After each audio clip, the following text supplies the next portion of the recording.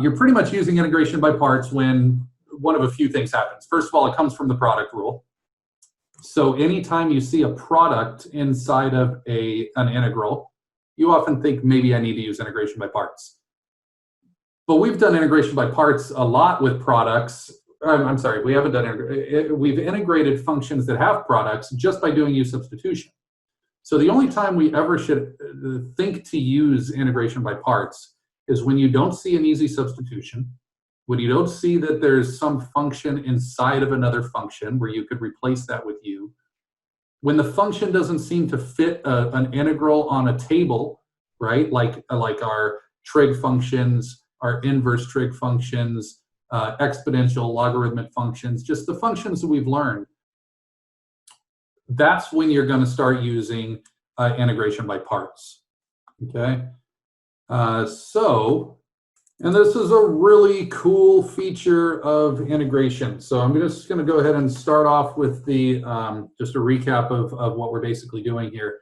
This is kind of like U substitution twice, doing U and V substitution at the same time. So here's how it works. If you're taking the integral of a function, and you could recognize that that's being multiplied by the derivative of some other function, then I can notice that this formula that I'm going to use, which is just unraveling the product rule, and if you didn't see the derivation of this, make sure you watch that this afternoon. It's U times V minus the integral of V du. Now, it might seem a little peculiar as to why am I saying that the integral of a function is another integral, but the purpose is this integral is oftentimes a bit complicated. When you end up converting it into this integral becomes something a lot easier to deal with, okay? So let's go ahead and just do a very simple example here, okay? Let's say we have the integral. Let's say we have the integral of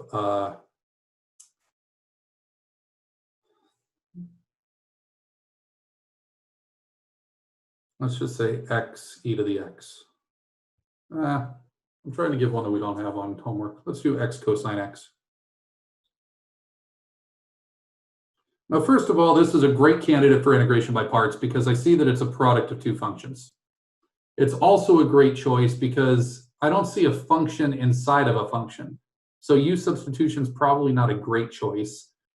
I could say maybe if cosine was my U, then the derivative is negative sine x. So notice that I could say, well, let's check cosine x to be U. Well, the derivative is negative sine x, and I don't see that attached. Maybe I choose this to be U, but the derivative of that is 1, and I don't see the derivative attached. So that's a poor choice. So, so this is why we might choose to use integration by parts. I have two choices here. One choice is to see a chat coming up here. So, let's see. Professor, did you see that chat from Eric? I did. Yeah, I saw that. You weren't here yesterday, though, right, Eric? He's saying that he was. Oh, okay.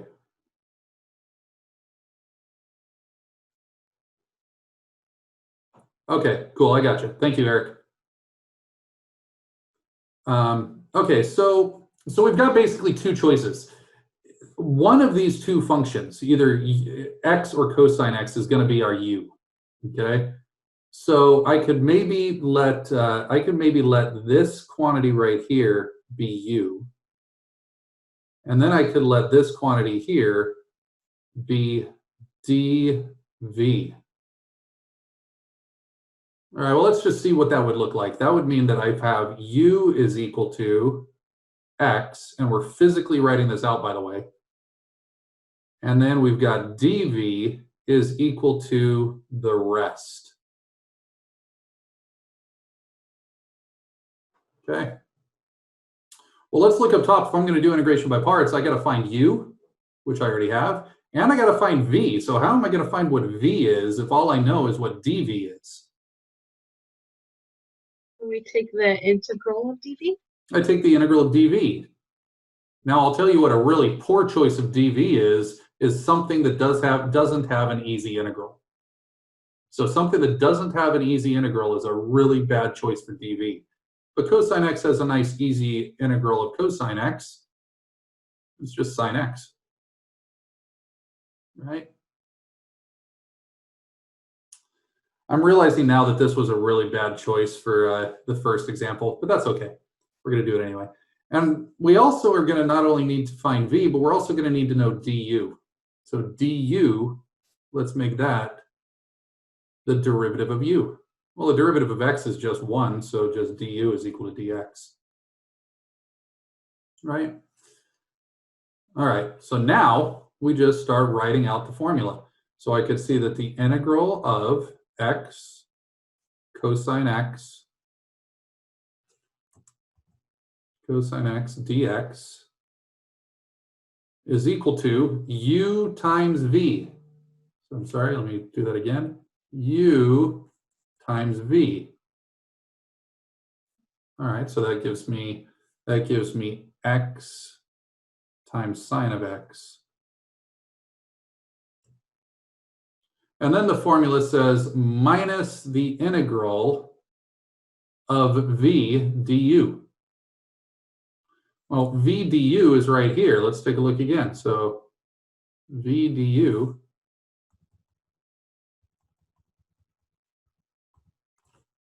is x.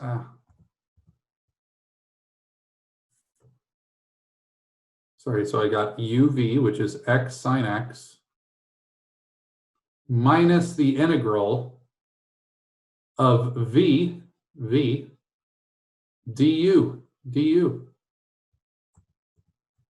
So that means that all I've got here is the integral of sine x dx.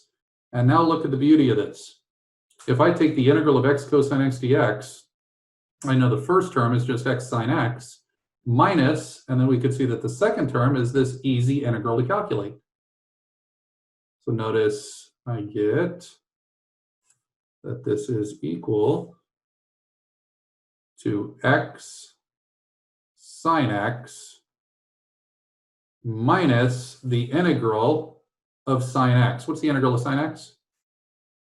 Cosine x. Negative cosine x? Negative cosine x. So I have cosine x, but I got to make this negative, so that changes that sign to a plus. Plus c, and there's my answer.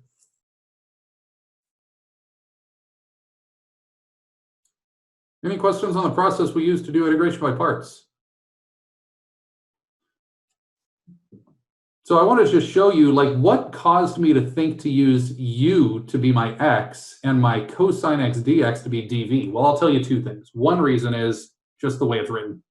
so I just choose the second function to be part of my dv. But that's not always true. Okay, so I want to kind of demonstrate some methods of how to recognize this. I'm going to show you another one real quick. Okay.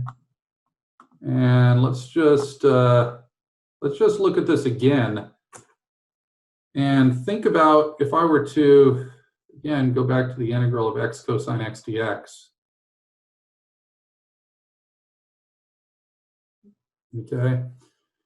Maybe instead of choosing u to be x, I choose my u to be cosine x. Let's just try this, see what happens. So what would that mean my dv is? 1. Well, no, keep in mind that the integral would have to be u dv. So if I'm using cosine x right here to be u, Oh, x. then what would dv be? X dx. Everything else. So x dx. So notice it would be everything else. So dv would be x dx. So I choose one function to be the u, and everything else is dv. All right, cool. Well, in order to find this, I need to know what du is. That's not bad. Du is negative sine x dx. And I need to know what v is. How do I find v? 1/2 x squared dx. Okay, 1/2 x squared dx, but notice that it's not 1/2 x squared dx, it's just 1/2 x squared, because notice the derivative would have a dx. When I integrate that, the dx disappears, right? So if I want to find dv, I'm really just integrating both sides. Integral of dv is v, and the integral of x dx is 1/2 x squared. Everybody okay with that?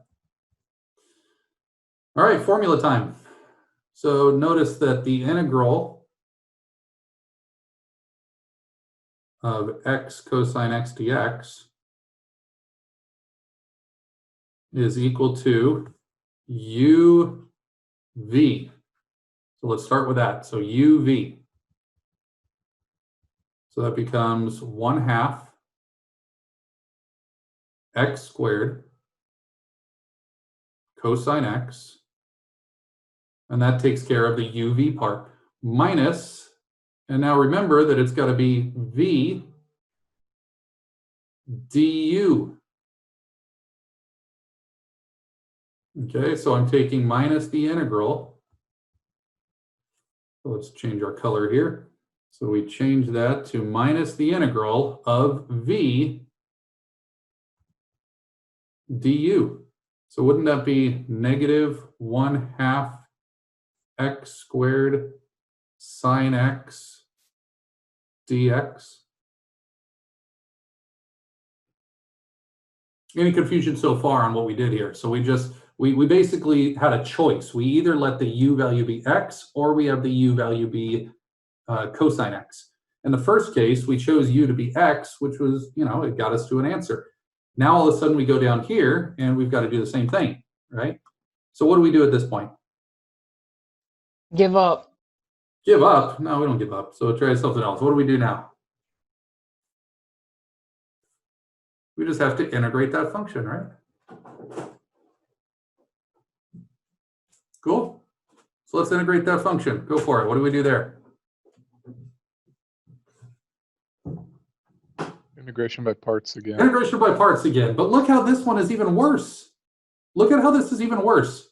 Because notice that not only do I have an x times the trig function, now I have an x squared times the trig function. This made it worse.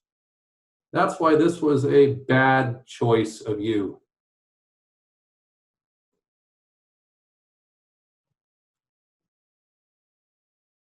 Okay, so we would not do this. So there's a good choice for you. So I'm just going to map out, and I don't know if he ended up mentioning how to come up with a good choice for you. Okay, but a good choice for you, and this is not always, 100%. This is a good starting point, but any confusion on this process that we just did here? Okay, so we're coming up with an acronym here to be able to figure out what good choices for you would be. So I don't have a good acronym, and I'm sorry. I should be coming up with a good one. Extra credit. Come up with a good acronym for this.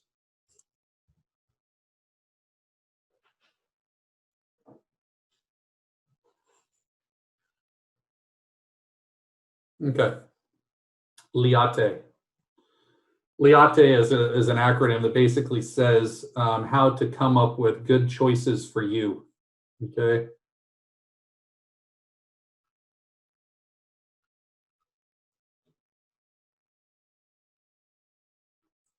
So we can see up top that I chose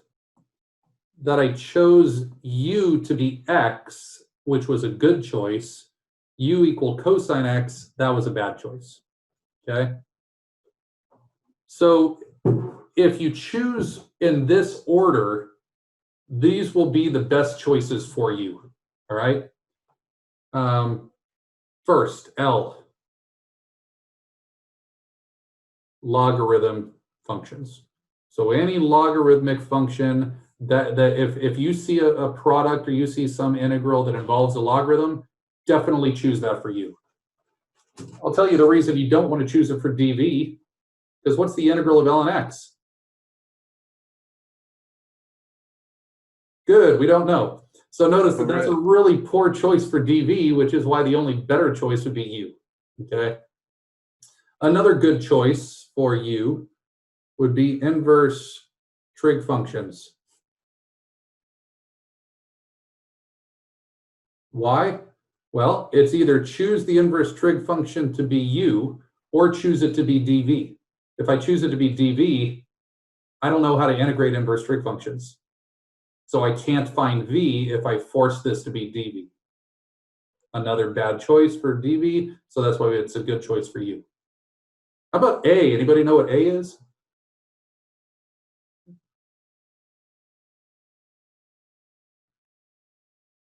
Anybody?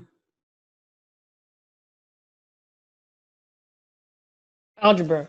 Algebraic functions. Algebraic functions are things like x and x cubed and square root of x and things of that nature. Algebraic functions, okay? You know, 1 over x. You know, things that could be written as power functions oftentimes, you know, any algebraic functions, okay? About T, what would be a next choice for T? Trig functions. Trigonometric, yep. And how about E? Exponent.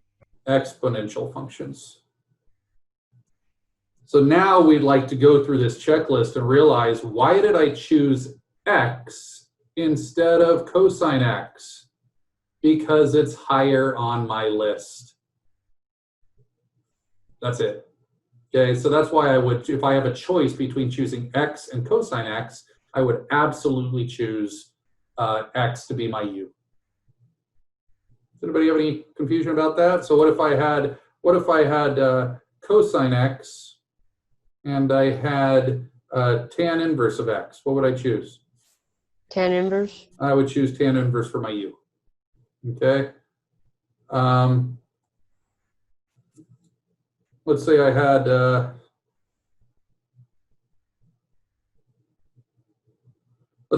a trig function. Let's say I had sine x and I had e to the x.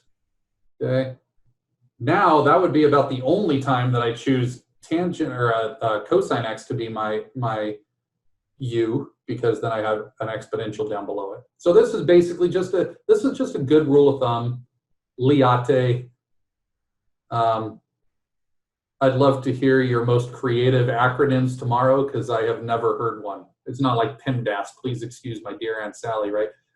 I don't know why there's not an acronym for this, but this is just a good rule of thumb.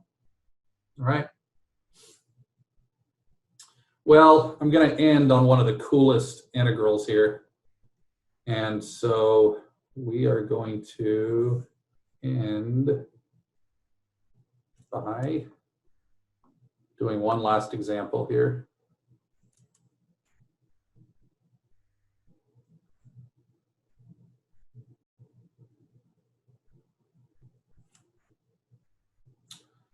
All right, so let's recap here. What is d dx of the natural log of x?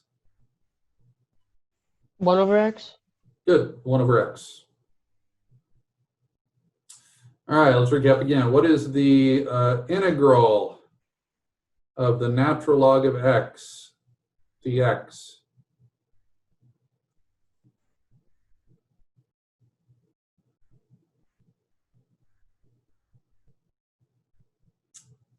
Anybody?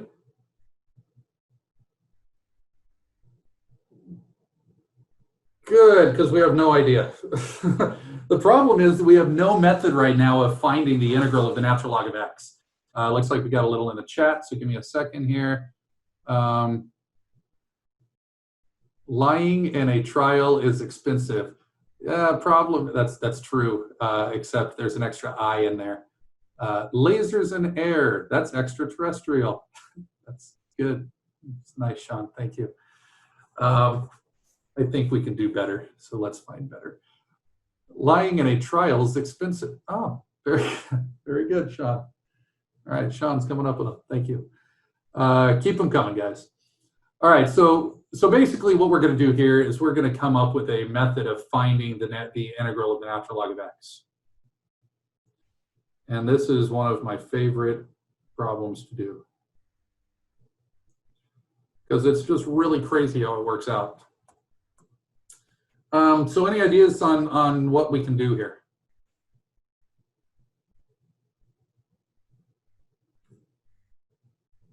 I thought you said it's unsolvable.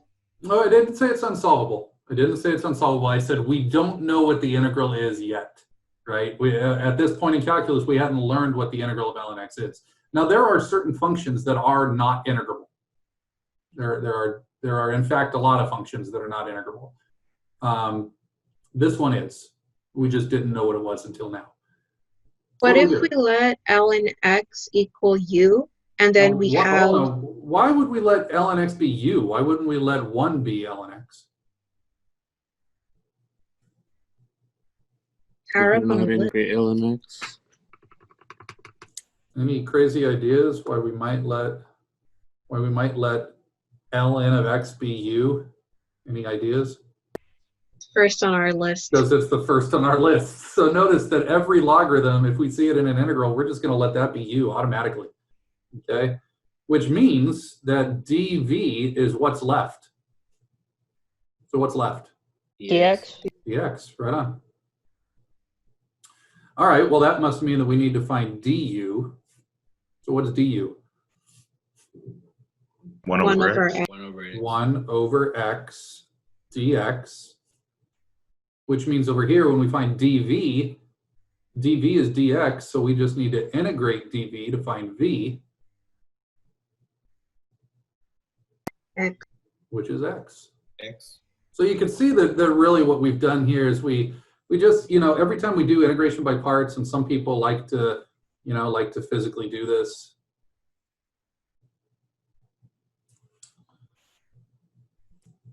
Some people like to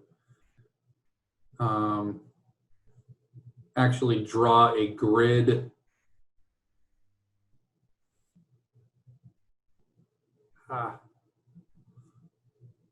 of the u's and dv's and so on. That's really all we're doing. But really, we're just saying we start with a u, we start with a dv, and we got to go backwards from u to find du, and we got to go backwards from dv to find v. All right? So now we got that little grid. We're ready to start integrating this by integration by parts. So this gives us uv. Well, ln x times x, we don't normally write it in that form. So instead, we write it as x ln of x minus, and then what? 1/2 x to the square. Well, hold on. Minus Oh. the integral of X. v du. So say that mantra in your head every time. It's uv minus the integral of v du. Look where v du is. V du. So let's write that. Ready? X times 1 over x dx. Everybody cool with that? And the x's cancel out, no? But the x's cancel. So doesn't that mean that really what we're left with is x ln x minus the integral of 1 dx? What's the integral of 1 dx? X. And so what we've done here is we've just come up with a formula for the integral of the natural log of x. It's x ln x minus x. Can we factor out the Plus x? c. You could factor it. This is more of the standard way that we write it. If you want to factor it out, that's fine. But this now is allowed to be memorized. So now we have a formula for the integral of ln x, and we found it by integration by parts. So integration by parts is a pretty powerful integration technique. It's used in a lot of circumstances where you weren't able to use u substitution, and so the integrals that you find tonight are going to be pretty interesting. I mean, the integrals that you see are going to be like the integral of tangent inverse of x, or the integral of e to the x sine x, or x cubed cosine x, right? A lot of times they're products of functions, or, you know, a lot of functions where u substitution just doesn't seem to work.